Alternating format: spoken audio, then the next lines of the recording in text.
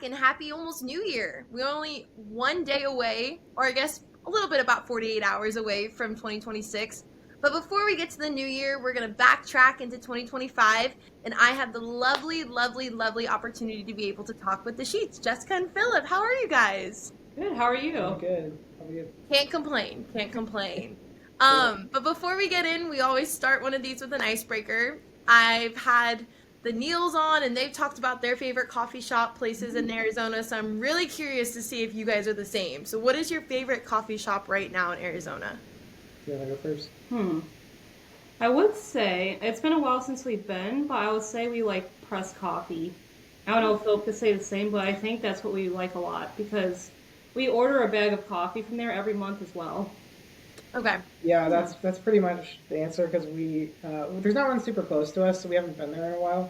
There's one up by ASU. It's actually a Christian-owned coffee shop as well, and they have a peanut butter latte, which is like my favorite thing to get there. So that's like our local, probably my local place, but Press is really good too. Probably I've the best. never heard of Press, but I've heard of Sozo. So I have to go now when I go back. But Yeah, the peanut butter latte I may have to pass on just because Ike is allergic to peanuts, That's but good. that is okay. They But also have like what do you call them? Like Italian sodas as well. So if you don't like caffeine, you can still get something. okay, no, I'm gonna have to go now. I'm gonna have to go now. Pretty good. Yeah. Like I was saying, I can't believe 2025 is almost over. That kind of blows my mind that we're even at this point in the year. But is there a memory that has stuck out for either you guys as a couple or just individually that you guys would say was the highlight of your year? Honestly, I think just going and visiting Nashville, like I was for you guys' wedding actually, but I think it was just so cool, like going on a trip to a brand new place together was like super fun. Like Nashville and Tennessee, and we went up to Kentucky to go to Mammoth Cave National Park. Yeah. And just all the new things we saw and did together was fun. And obviously, of course, going to you guys' wedding, we had a great time that trip.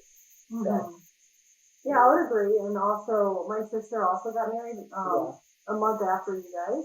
Aww. So seeing your guys' wedding and then also her wedding, just like a summer full of weddings was really sweet and such a blessing to, be able to witness.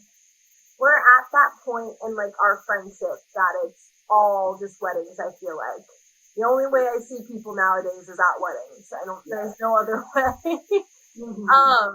But this podcast, I don't know if you guys have listened before, if you guys haven't, really not the end of the world if you guys haven't. It's still completely new in that realm. But I really felt placed on my heart by the Lord that people have a story and people need to have a platform to be able to tell their testimonies because the power of a testimony is just, as you guys know, powerful. And hearing what other people are going through and knowing that you're not alone and that the Lord is walking through each and every person's life is so powerful. And so whoever wants to go first, who wants to kind of tell me about their childhood? Were you guys raised in the church? Just kind of whatever you guys want to share. Yeah, I can go first. So I was always raised in the church. I grew up going to a Lutheran church, like you, Ashlyn. And it's been like a wonderful experience. Both my parents are Christians, so both sides of the family, Christian backgrounds, and so I would go every Sunday. However, I feel like I started taking my faith more seriously once COVID hit because I was sitting in my room with nothing to do. And yes, I've always believed in God and everything, but I feel like, I realized I had really put him first in my life for a while, because I hadn't really read my Bible in a very long time at the time. But I felt convicted. It was March of 2020 and I was scrolling through Instagram and I don't know exactly what it said, but it said something of like a message from God. Now that you have all this free time, now can we talk? And I was like, this is like crazy it was like a crazy thing to witness. I don't know how to explain, but, just like a conviction that I realized I haven't really been spending as much time with him as I thought. And like, when was the last time I opened up my Bible? And on top of that, I feel like, just like some of the decisions I made, like I was in a previous relationship that wasn't glorifying God. Like the man I was with, he wasn't a Christian, and so like it wasn't really helping strengthen my faith. And so coming into college, I was growing in my faith. I was especially trying to find a church, not that wasn't my home church, and knowing that that was an important thing in terms of how am I going to spend my college life. And then I came across you and Elise because I saw the flyer in Taylor Place. I said, yes, I'm looking for a Bible study. And I still was exploring churches. I was going to church with my grandma a few times. My dad's side of the family is Lutheran. So they went to Gethsemane Church in Tempe. Okay. So I went with them a few times, and then I went to Antioch for about a year and a half or so, and then I came across Christian Challenge, the college ministry at Church on Mill, which is where we go. And that's where I met Philip, and so my previous relationship, we ended it at the end of 2021. And my sister, I called my mom and my sister because, I was just going through it. And my sister said, well, now this is an opportunity for you to find a God-loving man, someone who will help strengthen you in your faith. So yeah, I feel like all that being said, I have always been a Christian. I've never not believed in God, but I started taking him more seriously once I realized I hadn't really been spending as much time with him. Once COVID hit, when we didn't have as much time, or we had a lot of time at home to kind of do whatever we felt we had time for. That's kind of like all my testimony in a nutshell. I'm trying to think. I don't know if there's anything I left out. I'm sure it'll come back to me later. Oh, no, you're good. Yeah. How about you, Philip? Yeah, for me, I also I grew up in a Christian home, so both my parents are Christian, my grandparents are Christian. It's great. So I don't remember a time that I didn't know who God was and know about Jesus and the story of the gospel and everything. I think when I was a kid, I accepted Christ as a kid. I think when you're a kid, though, you don't have as much knowledge and understanding of everything as you do once you get older. But I remember, I was in Sunday school. Did a big part of my childhood was called Awana. So it's a how do I describe it? It's like a kids ministry at our church, and we did it at all the churches that I went to as a kid. I started when I was like 3 or 4, I can't remember. I started like in Cubbies, which was at the time the lowest level. Now there's one for preschoolers, but I didn't start that yet. But pretty much you learn about the Bible. You taught Bible stories.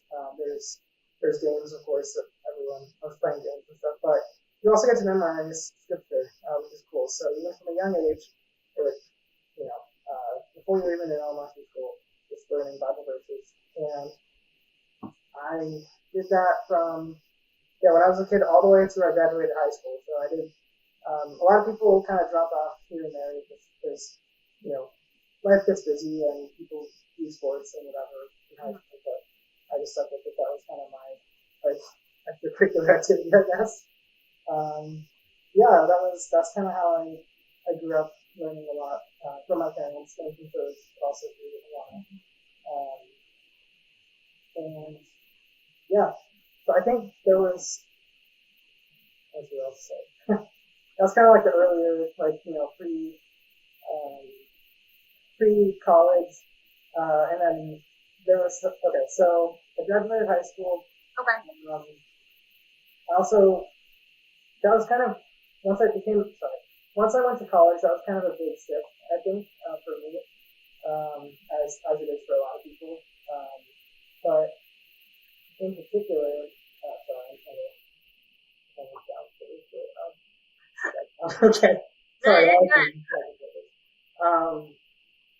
But yeah, actually, I think it's there was a kind of in between, I'll kind of get to later in college when I started really kind of flourishing in my faith and had a much deeper knowledge in the God thing. But a cool story that happened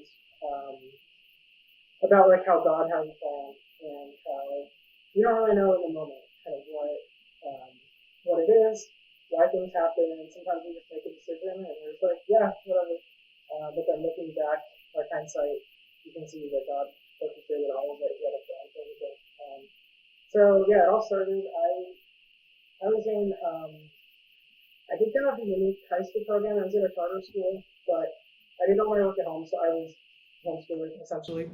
And but yeah, but I still went to a regular school, so I had advisors and teachers and whatever. And one day I was meeting with them, and they were like, "Hey Philip, did you realize that you took like way too many classes, and you can graduate in a year, or you can graduate a year early. I just had to take one extra class."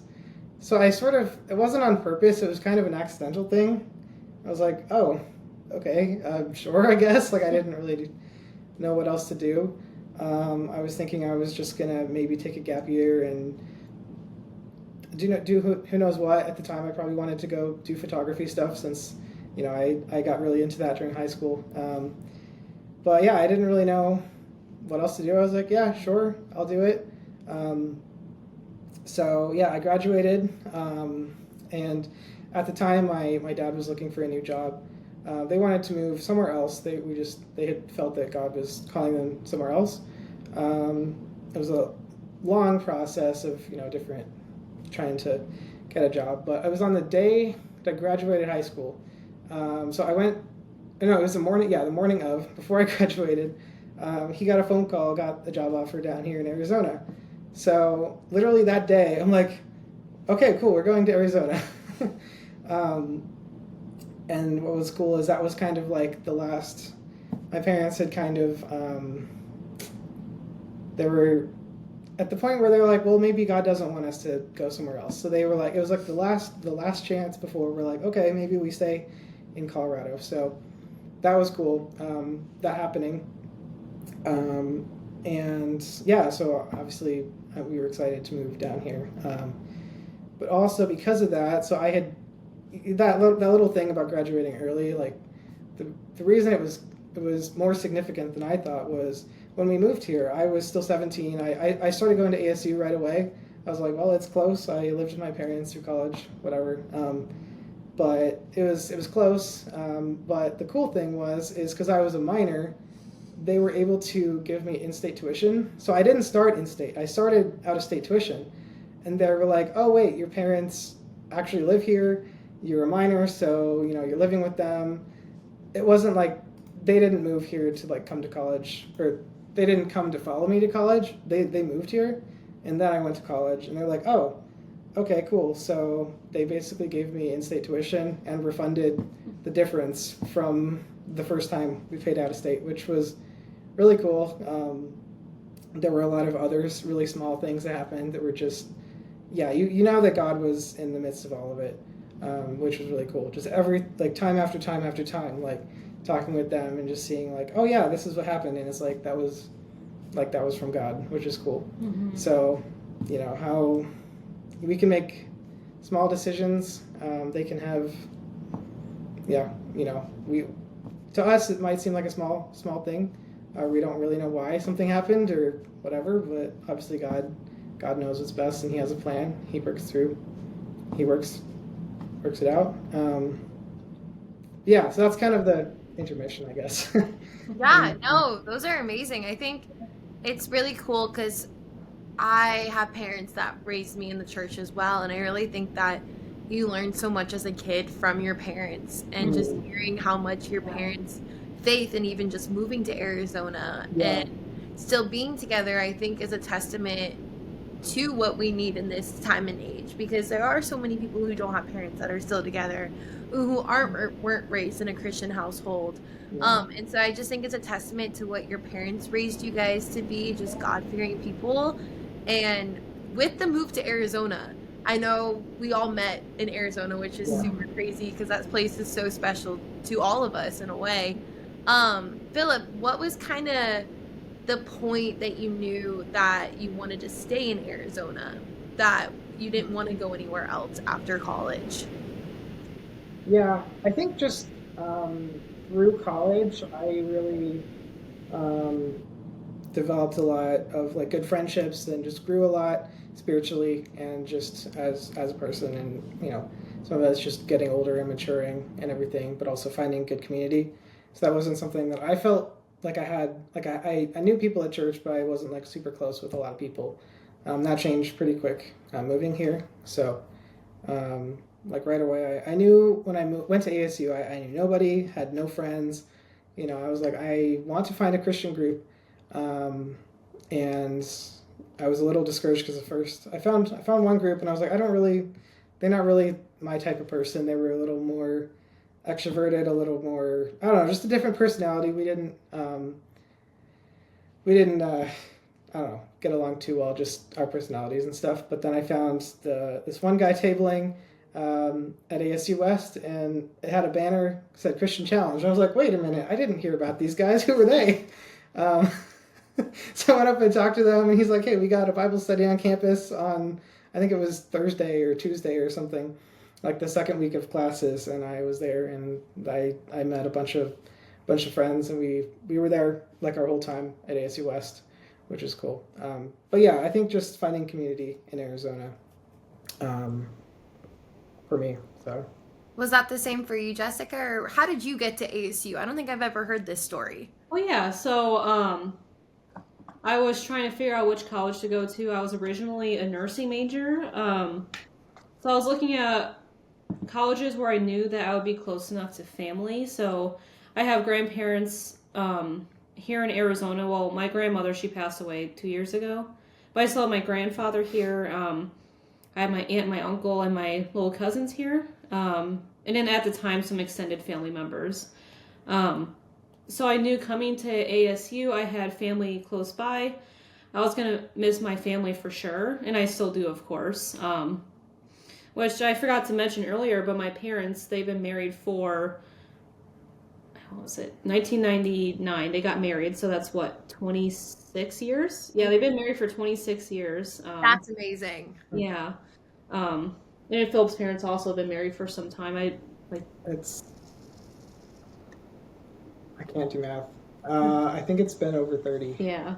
Yeah, it has been over 30. Yeah. What's that? What year? Do you know, Philip? Do you know what year they were? 1993, Yeah. I think. Okay. I think my parents were 1992 or 1993. Oh, nice. They're very similar to your parents. Yeah. Nice. That's cool. But yeah, so I was originally finding a college that had a good nursing program, and I knew ASU did. So, yeah, I came out to Arizona. It was during COVID, so it was a little tricky. I still lived in my dorm and everything, and I wasn't really sure what was going to happen with, are they going to like shut down the school? I'm not sure. But yeah, I chose ASU, yeah, because I had family out here. Some family, I was definitely homesick for sure. But I know like my family and I were still pretty close. We chat every day. I text my mom every day. We call every other day. And then like my sisters and my dad, we also we have a family group chat. So that's how we can keep in touch because, we're all kind of across the U.S. My sister's in Texas right now. And my oldest is in, Indiana with like about 30 minutes from my parents.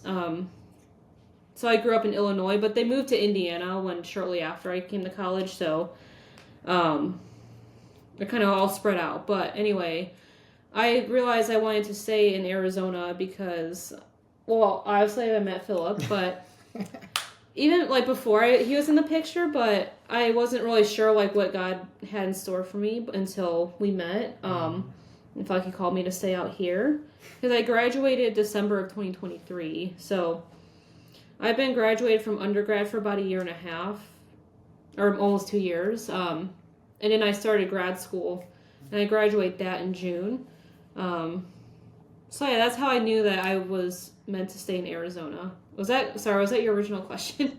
No, that was perfect. Okay. Yeah. I think, because I forgot that you were originally a nursing major, but I know that God has completely called you into something else. Yeah.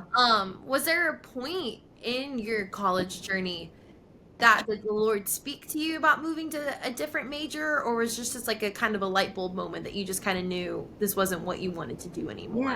Yeah. So I was a nursing major for my entire freshman year. So It was first semester. I was like, oh, this is a little challenging because I was taking, what was it? Anatomy, Bio 201. Yes, because Um, who just loves anatomy? No I know, one. right? Maybe That Elise. Maybe Elise. Um, that one honestly wasn't awful. However, second semester I got into microbiology, and I was usually like a straight A student, a couple of B's here and there. But like with microbiology, I just barely passed with a C. Like if I had like 2 points off, I could have gotten a D in the class. But anyway, I'm like, this is important information that I would need to know if I was becoming a nurse. Like all the little diseases, the different. I honestly forgot what you learned in that class. Like how different diseases like spread, or I don't really know. It was just not really my cup of tea. So I felt like God was calling me to find something else. So I went on the major selection, like select your major page on ASU. And so I was like, I feel like He's still calling me to be in the healthcare field. So something along those lines. So I kind of like did like a checkbox of where do I see myself and where's God calling me to be? And I had speech therapy when I was a kid. I had some cousins who had speech therapy as a kid, um, and a few other family members and friends. So I kind of had a personal connection with that. So I feel like God was calling me to transition to speech language pathology. It was called speech and hearing science at ASU. Um, so that was great. I knew I had to pursue 2 more years to get my master's, but I felt like it was well worth it. It was God's plan. Philip, how about you? Yeah. Was that something you always wanted to do that you're in Um, the field, or kind of hit or miss?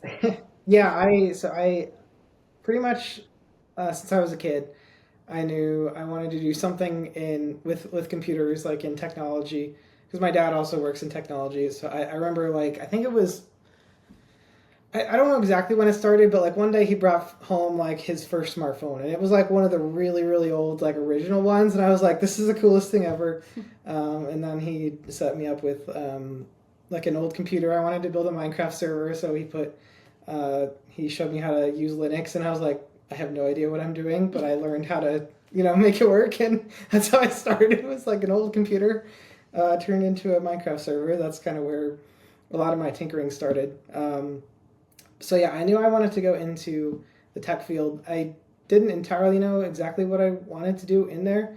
I did also end up changing majors at one point. So I was in one called Applied Computing, which is at ASU West, which is closer to where my parents live, which is why I started there. But it was very heavy on math and programming, and I'm like, I don't enjoy this at all. Why? Like I know I love working with computers and learning all about technology, and there's so much to it. Like you could spend a lifetime and still not know everything, which is cool. I'm like, why do I not like this? And then yeah, and then my parents were good, especially my dad was helpful at like, maybe you should try this, you should try that. Having kind of done that before, and he had done a couple different roles, so he was helpful in helping me choose what I like wanted to do. Um, then yeah, my parents were like, yeah, it's going to be hard because you're going to have to do all kinds of classes, because I switched like second semester sophomore year, so it was pretty late. And yeah, I wanted to graduate in 4 years, and it was pretty humbling because I had to do minimum of 18 credits the entirety of my junior and senior year, including like catching up over the summer one year because I switched majors. So it was a lot of work. But I switched to one that was more just general IT focus. It was in the business schools. There were some business classes, which I didn't enjoy quite as much as the tech classes. Especially accounting was kind of my rough class. I had to do that twice. But yeah, I think I did end up switching. I think I'm glad that I did. But yeah, I think it was one of those things that yeah, I think that's where God wanted me to be also, and I just didn't know it at the time, but it was the right decision. I think it's so evident in both of your lives how God was continuously working and switching majors and switching and moving to Arizona and taking those chances. If there is one word to describe, oh, how do I phrase this question? There's one word to describe your relationship with the Lord. What would it be for you guys individually? I'm trying to figure out how to put it into I would say, this is a good question. Makes me kind of think a little bit. Yeah. So you said like one word to describe our relationship with the Lord? Yeah, you guys individually, and then if you guys want to add your marriage too into that. For sure. I would say for me it would be I guess gracious. That's the first word that came to mind. Because I feel like obviously we're not perfect, or I'm not perfect. So I feel like God has been gracious to me and like endless amount of times. Even though I mess up, we're all sinners. But I just kind of think of it as like a gracious, like he's been gracious, or I guess my relationship with him, because I see that like all the time when I pray, whatever, no matter what book I read in the Bible, I just see that like flowing through in what I read and what has been spoken to me in prayer. So yeah, that's what I would say. Like he's been gracious. Yeah. I think it's hard for me to say one word because I'm not a very like direct person, or like very I'm not good at putting things very simply.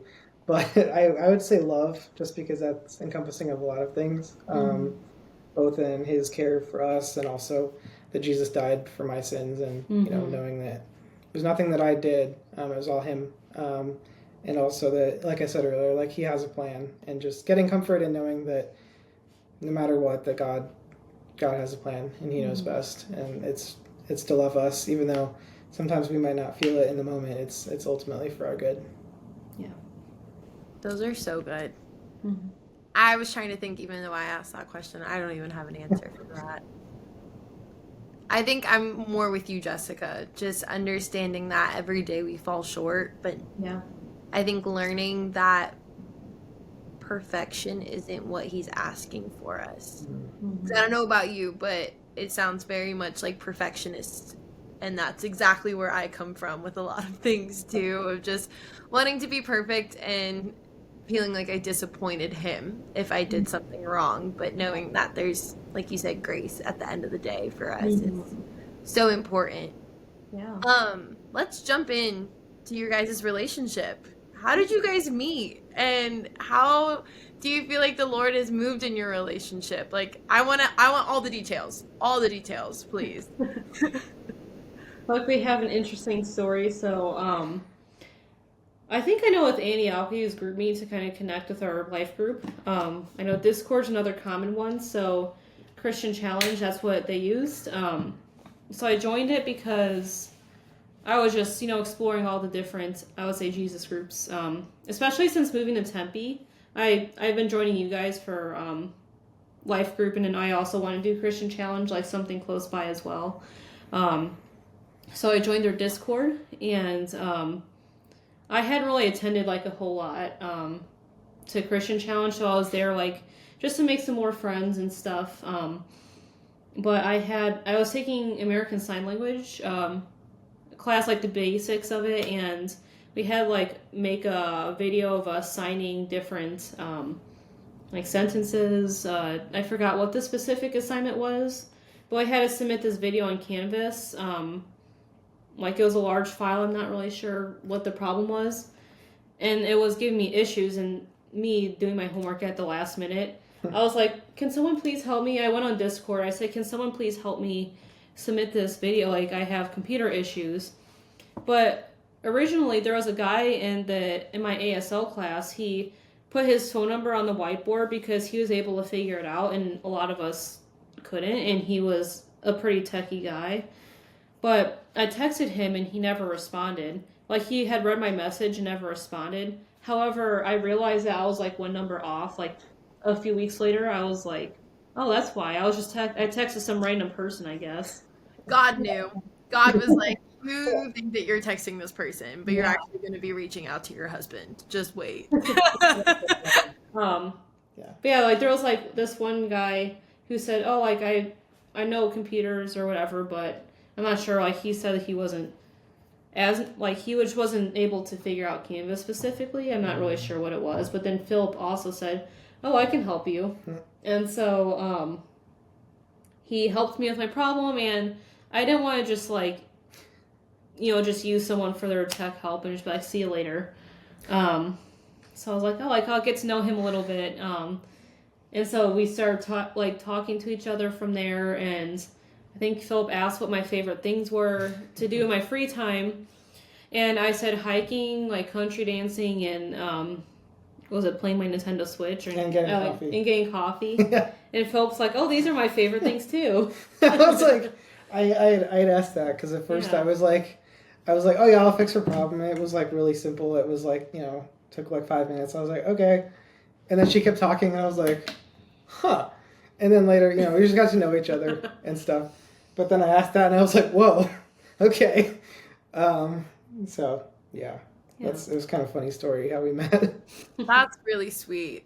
That was God being like, you think that you're texting this person, but you're actually not. And I'm going to have this person meet you.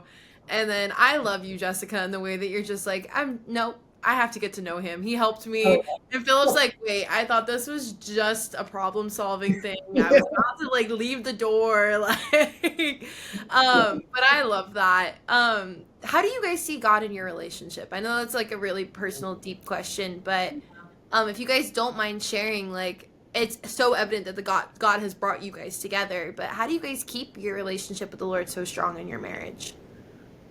I would say I just like remember going back to our wedding, and I know we had several verses read, but I think of Ephesians chapter 22, chapter 5 verses 22 to 33, where it talks about like the roles as like husbands and wives, and just like thinking about that. And then also I really enjoy 1 Corinthians 13, 4 through 8. I know that verse was read at my parents' wedding, because I had a Bible, I had like a Faith Alive Bible growing up, and my mom and dad, they highlighted verses in there that said like this was read at your mom and dad's wedding. This was like my dad's confirmation verse, because you remember, and did you go through confirmation when you were younger? Oh yeah. Willa, who was on one of the other episodes, we were talking about my confirmation, and I couldn't kneel in front of the church because I had just torn my first ACL. Oh no. So everyone was staring at me because I was the last person to go up, and everyone's kneeling and getting blessed by the pastor and confirmed, and I'm the one standing there in this long white robe, and I was like, yeah, this is how this is gonna go. Oh no. I'm with you, girl. I was confirmed too. Yeah, it was great. So yeah, like just seeing like those verses highlighted, I remember. So like 1 Corinthians 13, 4 through 8 was read at my parents' wedding. And then I think also at my sister's wedding, the one who got married was it 5 years ago they got married? No, 4 years ago. It was 2021.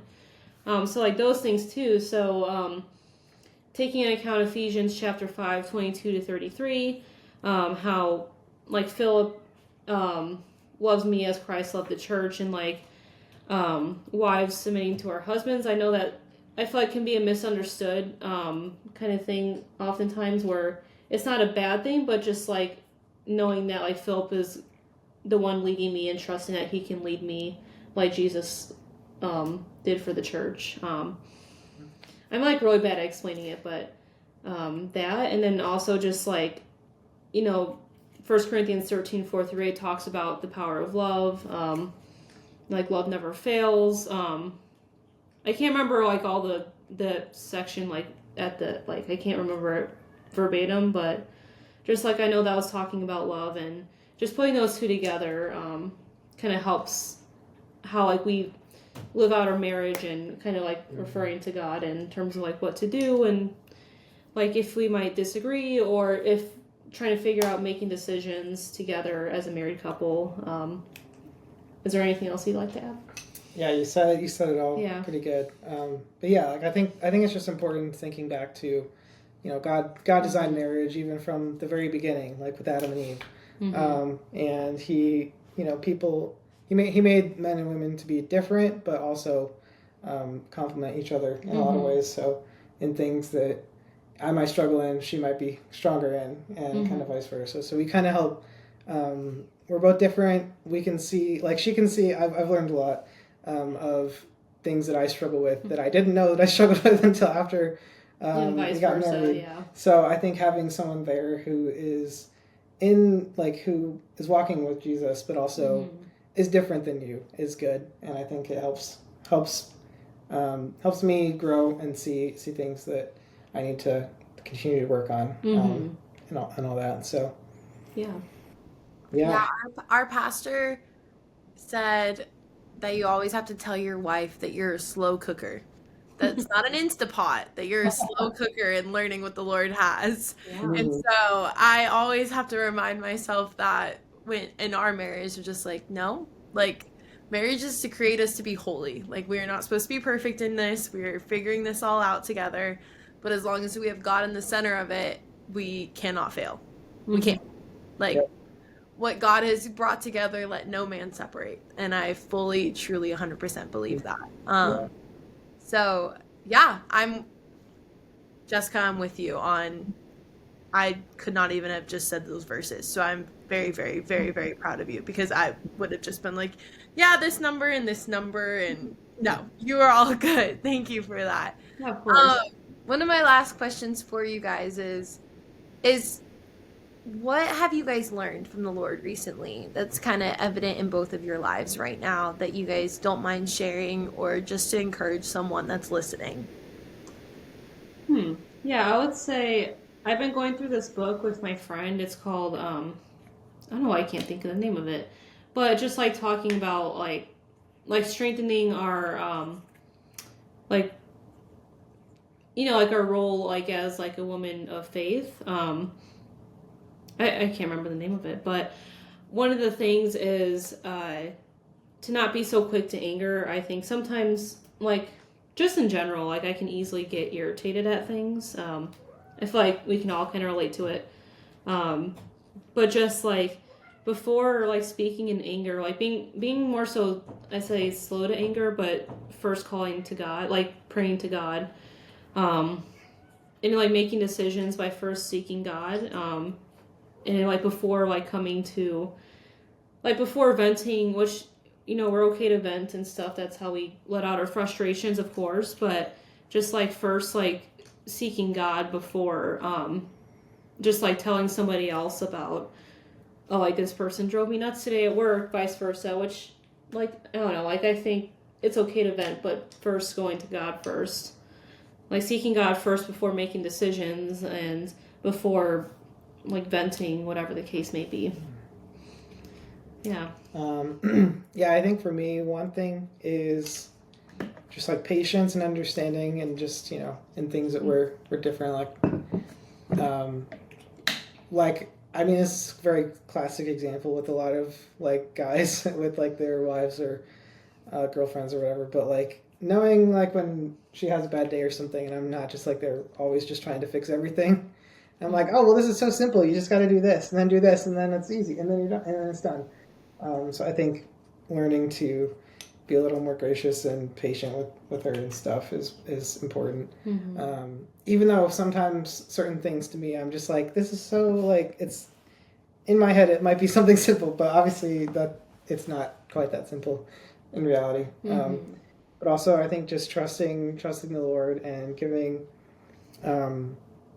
plans that we have up to Him, and ultimately it's His will, and we still have to, that doesn't mean we don't have anything to do at all, of course, but I think I'm very easy to just plan and like do what I think is best, like for me or for and for us. Like I'm kind of that planner type of person, so finding a balance of trusting God but also being diligent, being a good steward of His time and resources and all of those things. So you can meet my husband, because I am one emotional person. sometimes. So if you guys ever want to talk about not jumping to conclusions, he is learning the exact same thing. I love him. I love him. He's one of the most patient person I've ever met in my entire life. But yeah, I can blow a lot of things out of proportion. I'm with you on that, on Jessica. I'm like, it's really not this simple. And he's like, but like, we can't let it ruin our entire day. And I'm like, but you don't understand. You don't understand. Like this is like, I'm with you guys 100%. But thank you guys so much for coming on. Yeah, thanks for having us. Thanks of course. For the guys who don't know, we are going to continue this into the new year. It's going to be a great lineup. My birthday month is coming up in January, so that's going to be super exciting. I'm hopefully going to have a very special guest for that week. But thank you guys so much for listening for the last couple of months. And just thank you guys, Jessica and Philip, for coming on. I hope you guys have a great, happy New Year as well. What are you guys doing for New Year's? Do you guys know yet? Let's see. I think we're still kind of like figuring it out. Either we might stay here and just like, I don't know, say do our own thing, or I know I haven't talked to my sister about it yet, but we might like see like if she wants us to come by. Like I'm not sure what her plans are, because my sister, the one who is my matron of honor, she is in Texas right now. With her, she's in Fort Sam Houston, which is in San Antonio for the Army, and then her husband is in El Paso. So they're mainly in El Paso, but just for a few weeks she's in San Antonio. But so she'll be back in El Paso after the first week of December. But long story short, El Paso is only a 6-hour drive from us. So we might see if she's willing to have some visitors, but I have to ask her about it though. But I think that'd be fun. Otherwise, we might just kind of chill and do our own thing, and I don't know. That'd be fun. Either way, it'll be fun. Mm-hmm. Yeah. Either way, it'll be fun. What about you? I'm working. So is Ike. So Ike's work. Every Wednesday they have a writers round at one of the local bars here in Nashville, and they're throwing a whole New Year's Eve celebration. And so I'm gonna sell merch while he does all the photos. Nice. And I was like, might as well make some money and spend some time together and just kind of just have fun. So nothing too special, but I'm excited. I feel like 2026 is going to be a good year. Mm-hmm. Not that 2025 was a bad year. I had a great year. Yeah, that was great. Thank you guys so much. I hope you guys have a great rest of your day. Right. And thank you guys for listening. Yeah, Bye, guys. Yeah, you're welcome.